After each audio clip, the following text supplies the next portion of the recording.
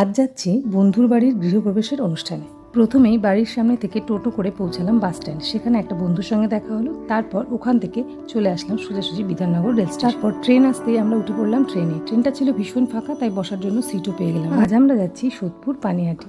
দেখতে দেখতে সোদপুর স্টেশন চলে আসলো। আর সোদপুর স্টেশনে নেবে এই সুন্দর মন্দিরটাকে দেখতে পেলাম। এটা আমার ভীষণ ভালো লেগেছিল। যাই হোক, তারপরে ঢুকলাম একটা গিফট আইটেমের দোকানে। এখান থেকে একটা গিফট কিনে নিয়ে তবে যাব সেই অনুষ্ঠান বাড়ি। অনুষ্ঠান বাড়িতে যাওয়ার আগেই পথে পড়লো মা গঙ্গা।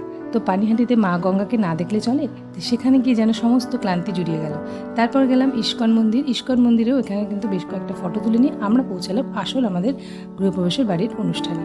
তো সেখানে গিয়ে দেখলাম ফ্ল্যাটটা ভীষণ সুন্দর সাজানো হয়েছে, আর ফ্ল্যাটটা ভীষণ সুন্দরও হয়েছিল। আর বাড়ির লোকজন নতুন ফ্ল্যাটে এসে ভীষণ খুশি ছিল। যাই হোক, তারপরে শুরু হলো গৃহপ্রবেশের পুজো। আর তারপর আমরা ওখান থেকে লাঞ্চ করে বেরিয়ে পড়লাম আমাদের বাড়ির দিকে।